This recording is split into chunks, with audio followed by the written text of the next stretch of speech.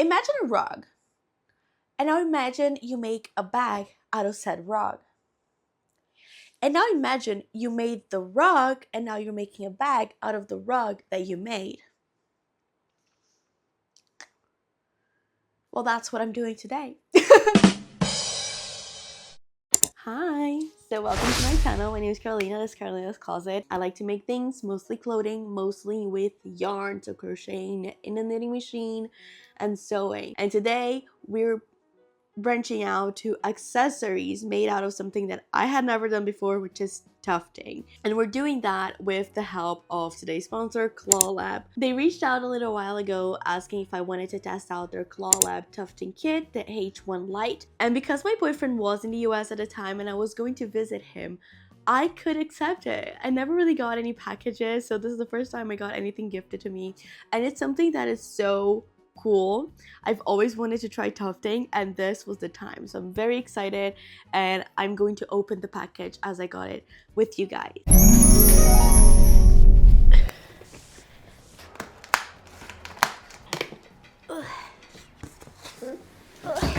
Ow. What? So this is how the box looks.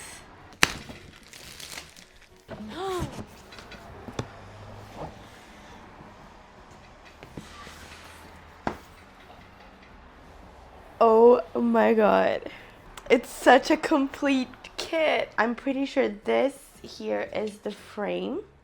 Oops, here's the frame. And then here's the tufting gun. And we have some yarn. And then the cloth that I'm supposed to use. This is the tufting gun. Am I supposed to open this? Well, I should probably not try and dismantle it. I'm just opening it now because I have to sort my luggage, see how I'm going to fit everything that I got here, there, and then I'll leave it back with me from the future actually using this kit. And I'm so excited to use it. Yay. Hi guys, I am so excited to test this out. Unfortunately, because I did have to get on a plane and come here and I couldn't just dispatch the whole thing as its own, I had to disassemble the box and put everything separately in my bag so that I could bring it here. If you're flying abroad, you can like put all of the pieces in a suitcase just fine and take it with you if you want to, you know, use this kit on a go or something like this. I have never used a tufting gun of any kind, so I'm very excited for my first tufting experience with this kit. So I will try to assemble it. So I have to start by removing these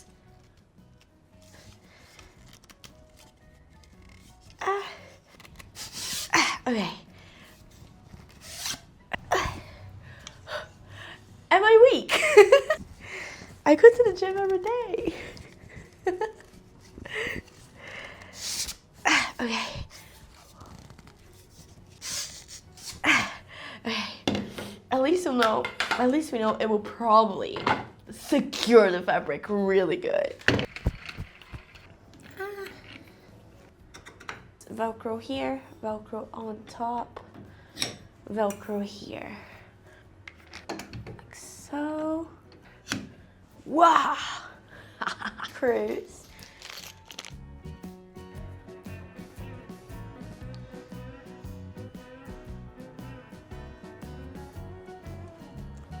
Here, here. And it has to be very, very straight. And then we put these back to secure the fabric. Okay. And now I'll try to stretch this very much before putting this one here. I really like this Velcro because it keeps it in place before you have to like secure it, which is really nice.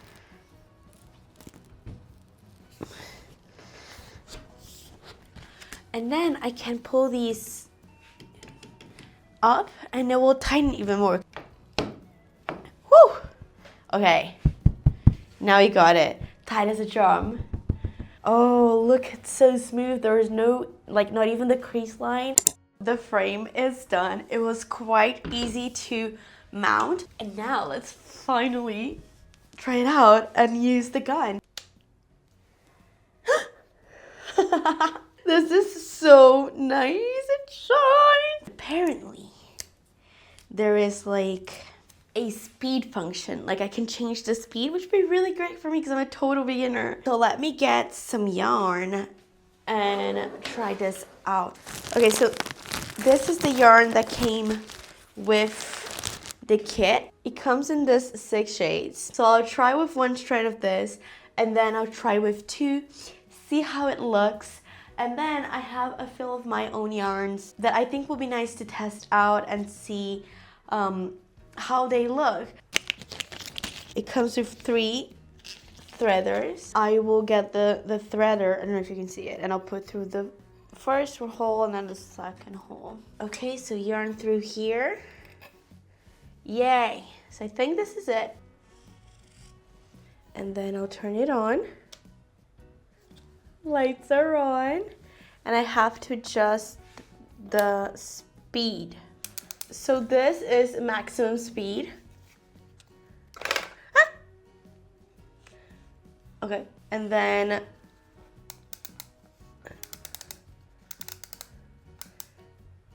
this should be slow, I think.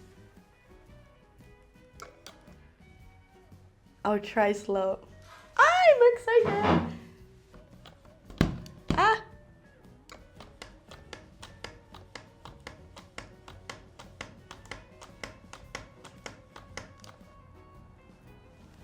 Okay, this first part was strange because I couldn't really quite understand. You have to press it quite hard against the fabric. I'll do a couple more straight lines here and then I'll try and go around.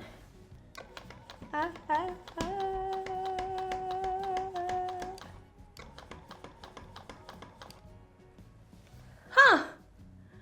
Okay. Do you think I can go on the round?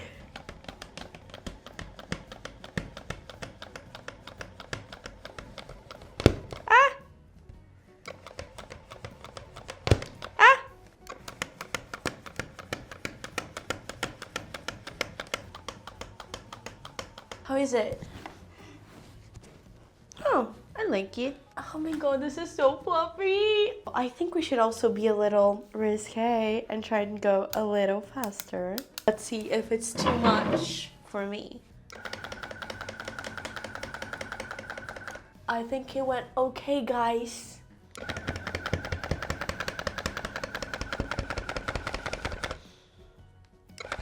Bit rough around the edges, but I maintained my cool with such a fast speed, okay?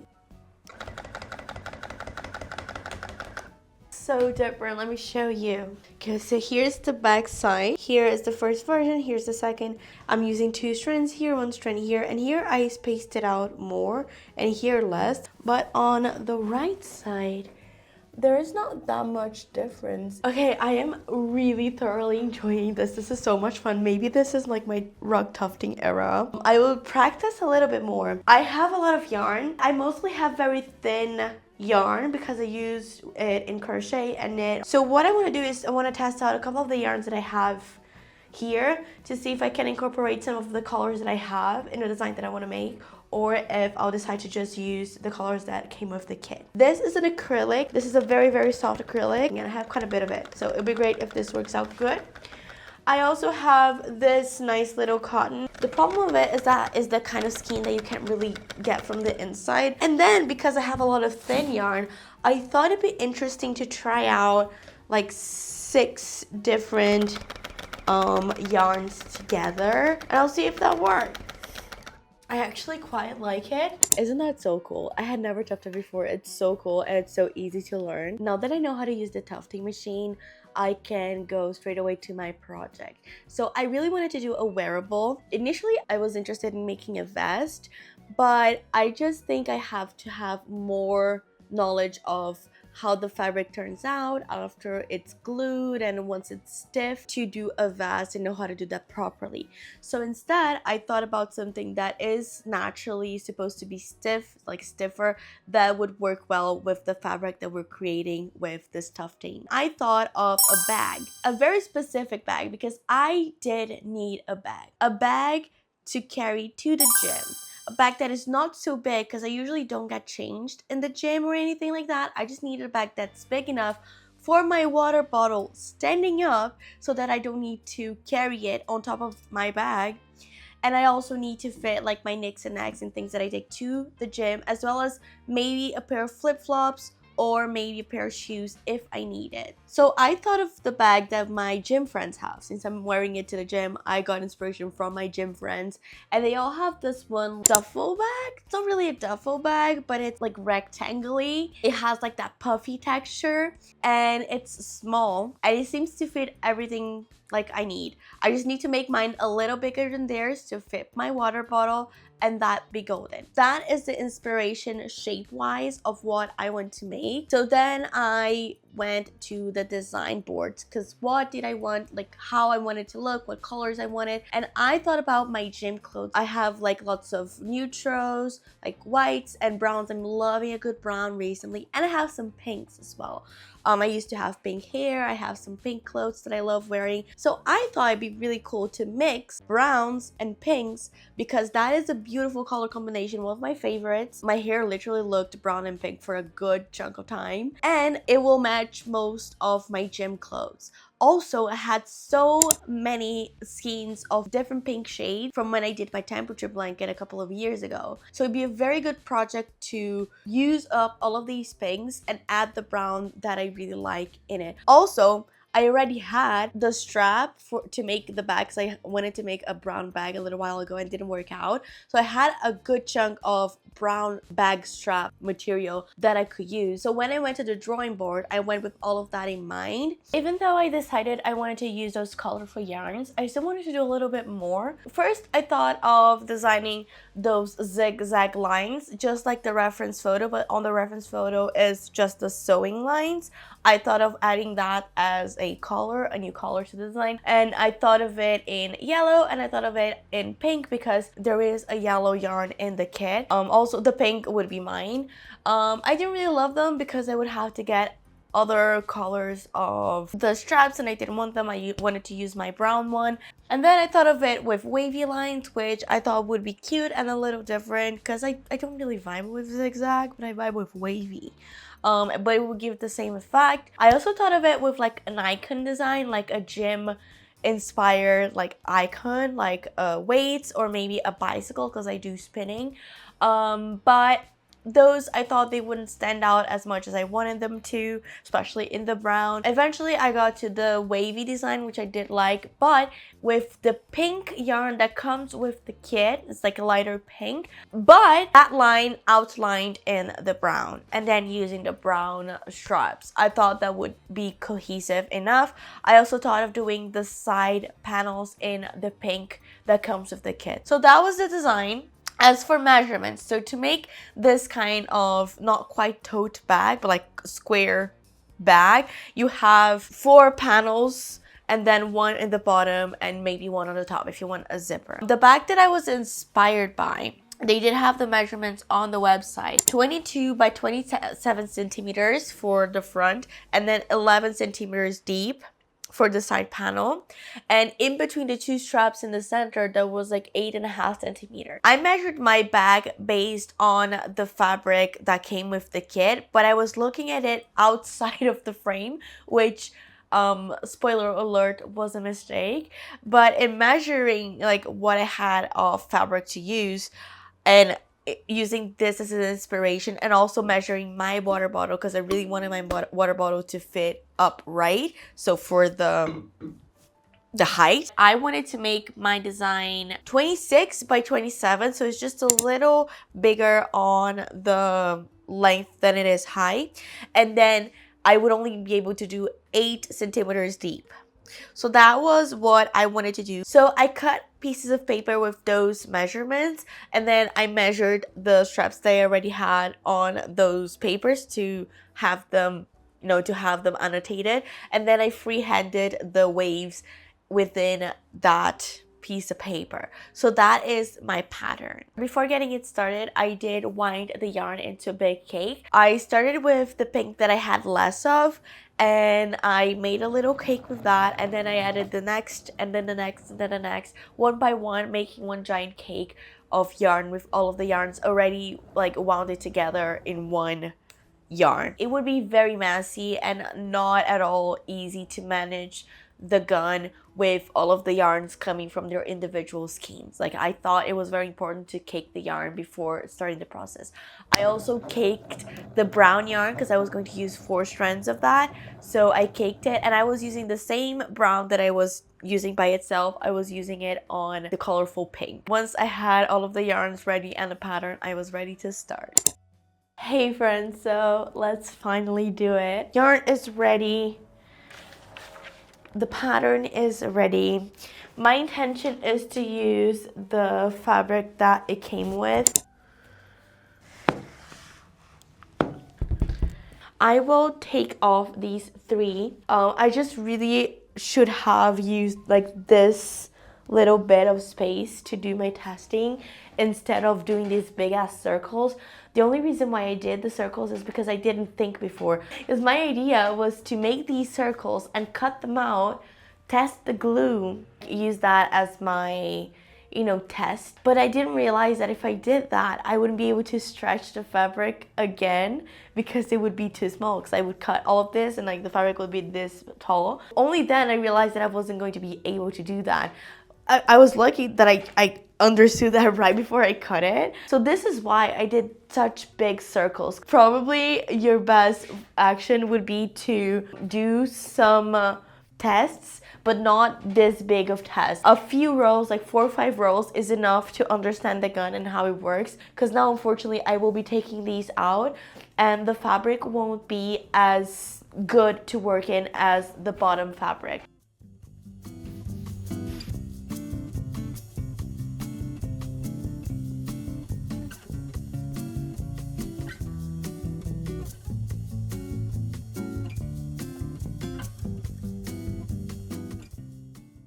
I had to cut my pattern. I only cut 2 centimeters out of the bottom here. Actually, the bottom here. And now we're good to go. I'll put this one here. So it will just match this one. But then once we change it, this one will go around here. So they will have a little gap in between them for a seam allowance. The seam allowance is the problem, by the way.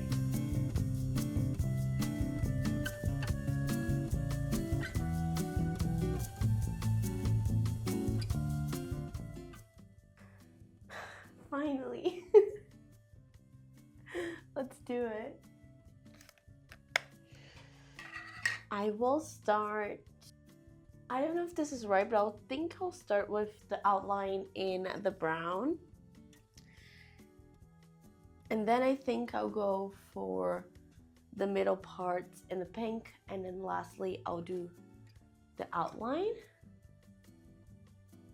Maybe I should do the first outline. This is my yarn.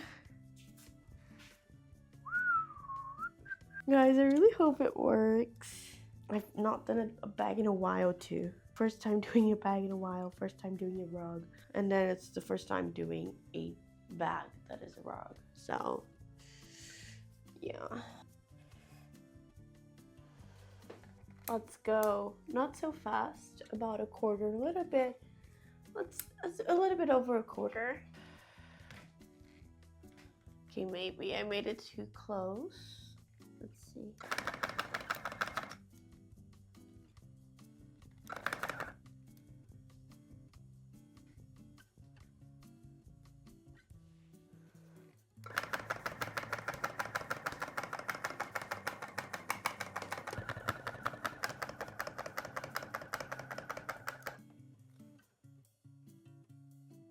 Not the straightest, but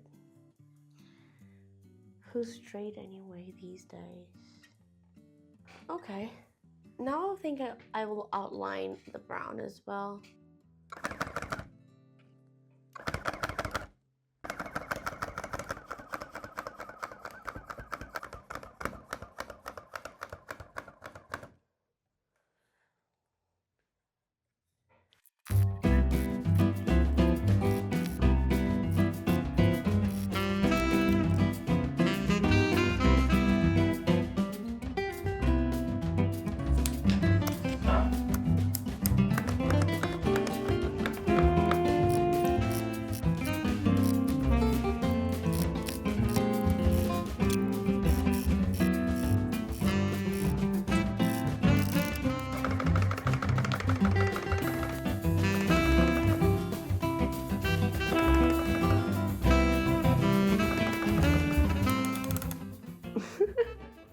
Oh my god, I'm scared.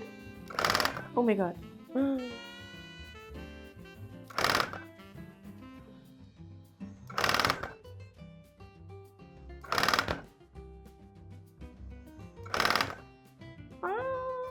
This is so fast.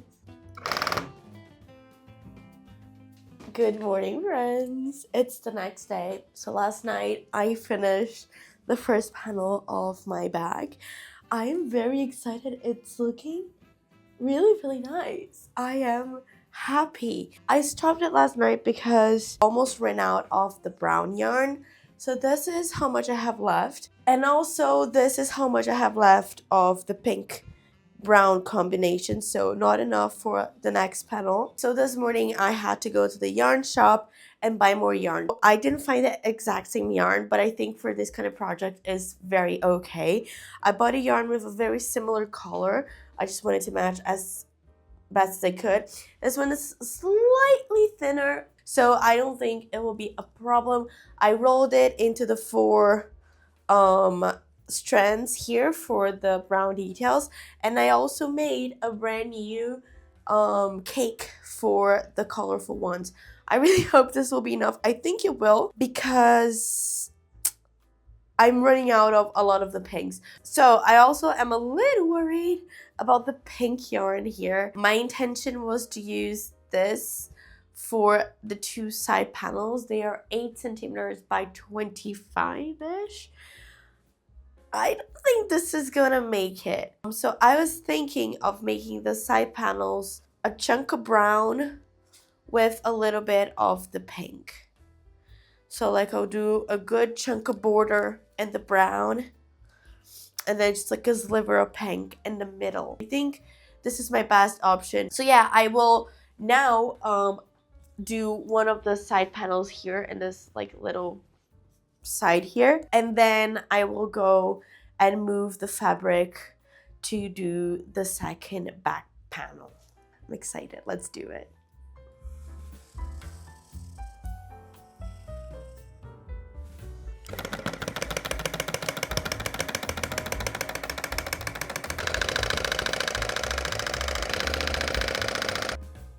As I mentioned, originally I designed the bag to fit exactly in the fabric that came with the kit. But the fabric is slightly bigger than the frame space because it fits around the frame to get very well like stretched, right? So that was a mistake. But I'm very stubborn and I did want to keep the bag big because I had a use for it. Like I'm not just making a random bag, although the design is a little bit out there. It is going to be my gym bag and I need to be useful. So instead of redesigning, I did opt to do a little shenanigan. So essentially my 2 pattern pieces, after I cut the 2 centimeters off of the bottom, do fit on the fabric. They just don't fit inside the frame. I used a scrap piece of fabric that is not the same kind of fabric that you use to tuft because I didn't have any extra. I stitched it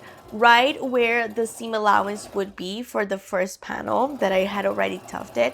So I stitched it with a straight seam, and then I used that piece of fabric as the fabric that I would stretch over the frame. And I was able to stretch the rest of the fabric that I wanted to tuft on, but didn't have space while the fabric was stretched.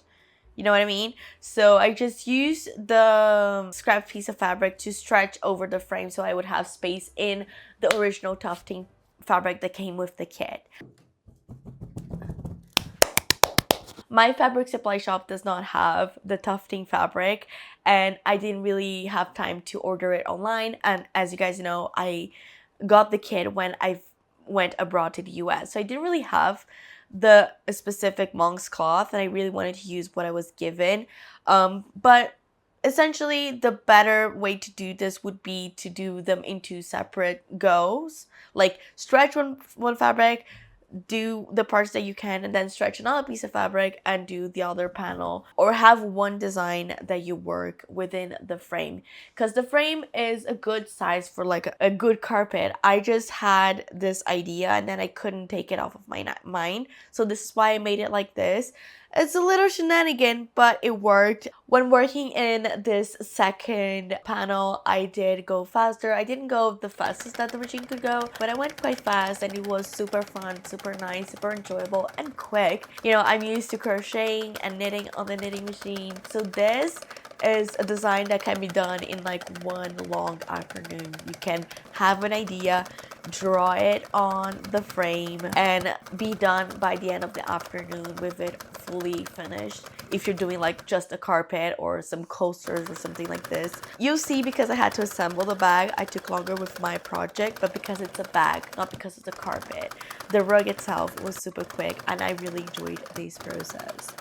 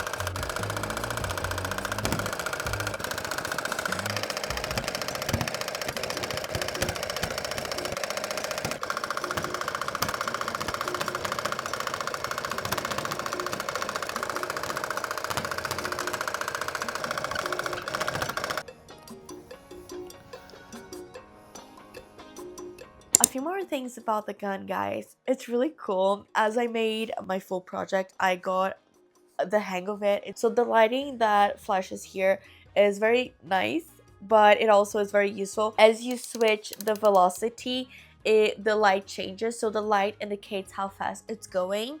Also, when you're using it, it goes purple, and if there's any jam, like if the fabric stops the machine or it's like stuck, it will shine red, so you know there's something going wrong, and you stop and you assess, see what's going on, and then use it back again.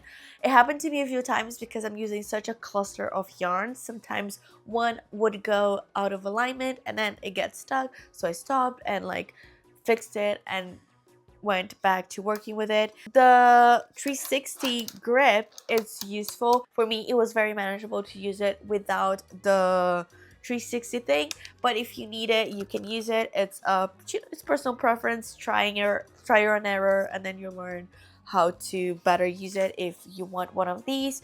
By the way, I will talk more about it at the end of the video, but I do have a discount code if you're interested in getting one of these kits. The whole kit is $319, but they're now with a 10% discount on the website, and if you use my discount code CA20, you get $20 off of your purchase, so that's really cool. So that is what I gathered from working with this very cool tufting machine. I did end up deciding to take out all of the circles, even the first two circles that I had done to practice, and I had quite a bit of the colorful combination yarn left over, so I decided to do a strip of just the colorful yarns by themselves, and that I made the thickness of what would be the bottom of the bag. Initially, I was just going to get a thick fabric to use for the bottom, but because I had enough space there after I took out all of the rounds, I decided to do even the bottom with the colorful yarns. Now, I didn't have quite enough space to do the full bottom of the back panel, so I did an extra little bit, and then I glued that together with the longer strip to get the full length that I needed, and it worked. I did that with the glue. It worked fine. It's sturdy, so yeah, that's what I did. the extra fabric that comes with the kit, that is a non-slip carpet backing fabric. So I wanted to use that for the bottom, the exposed bottom of the bag, because it's going to be sitting on the floor. Once I cut all of my pieces and started gluing them,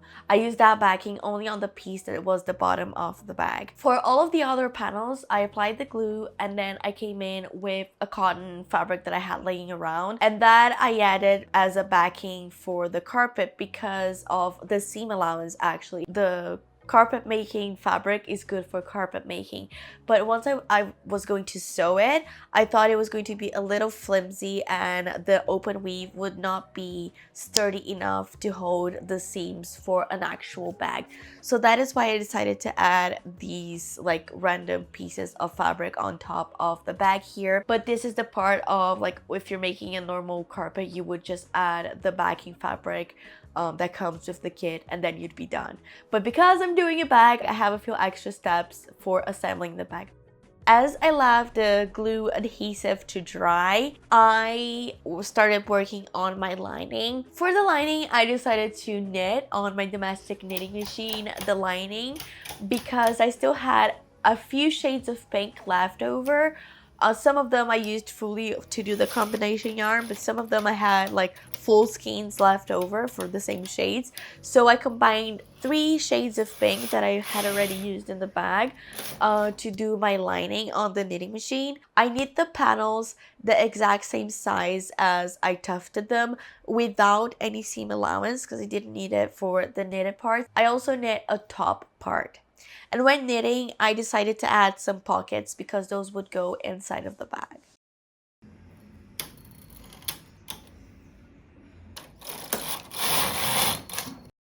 I took so much longer than I thought I would to make the lining. But that always happens every time I have a knitting idea because even though it's a machine, it does take a little while. This one has a zipper pocket. And then this one has 2 non-zipper pockets. And then this side panel has 2 channels that I can put some I-cords through and use it to hold my water bottle in place when I put it in the bag. I didn't do a bottom panel, but I did 2 little slivers that will be the top panel where I will put the zipper. So this is my lining, and now let's go back to the important part, the tufting rug, the bag, rug bag thing. Okay, so another step before assembling is the shaving or trimming off of the carpet.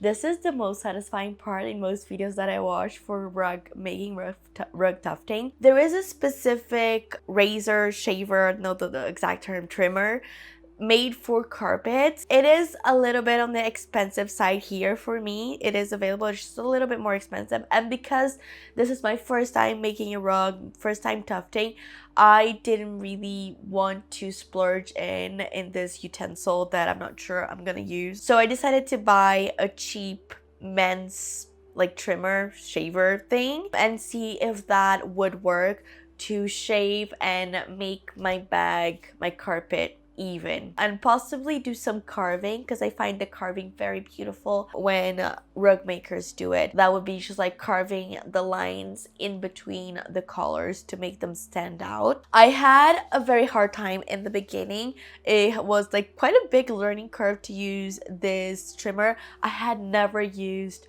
a shaver, a trimmer, hair cutter like this in my life, so it was a little bit hard to get the grasp. I started with the bottom panel because I thought that was going to be facing the inside, so it would be okay if it went wrong or something like that. See, I don't think I'm doing it right. I don't think this is it.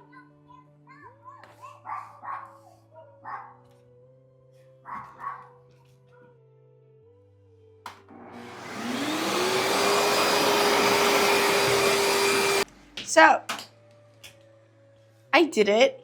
I think I like it. I did see a difference. It does, you know, kind of cut them all the same size and, you know, makes them a little even. So I did decide to try and shave all 5 panels.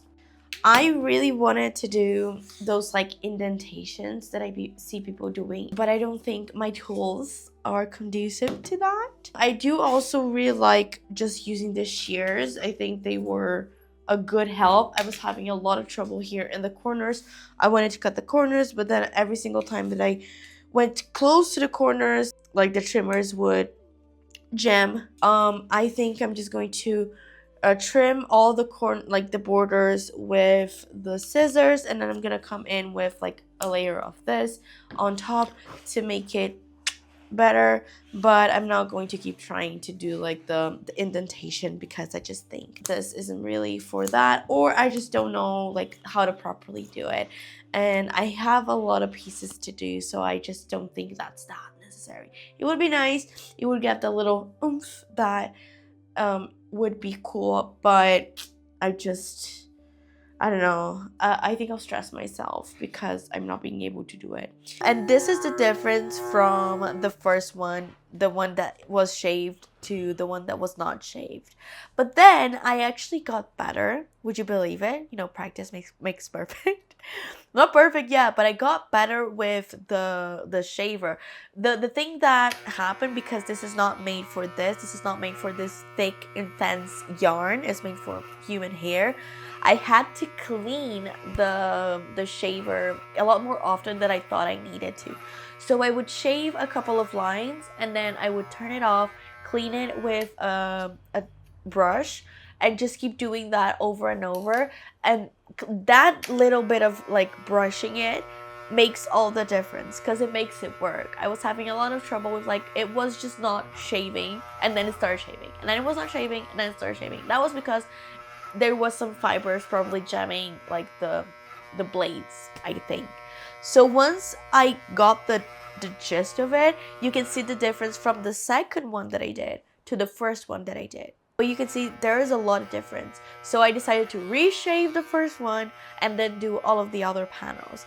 This process did take me a long time, and for me, doing this using this like cheap trimmer, the most satisfying part was actually the vacuuming.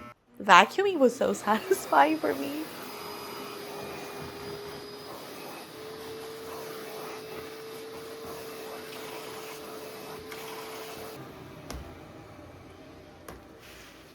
After I had all the pieces done, now it's finally assembling. I started with attaching the zipper to the knitted panels, and then I sewed together all of the knitted panels side by side so it forms like a little cube, and then I attached the top one to this little cube.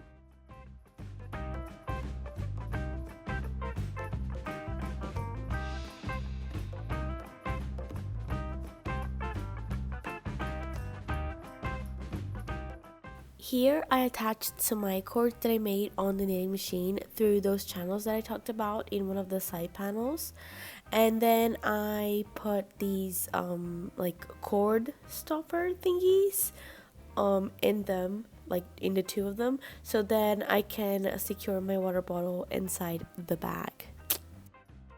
And once the lining was done, I proceeded to work on the tufted part. First, I attached the straps to the front and the back using my sewing machine and the straight stitch. I just did 2 lines for each strap in each side. So the front has kind of 2 straps, and then there's 2 stitches for each of these straps, just 1 for each side, you know. And once that was done, it's assembling the pieces together.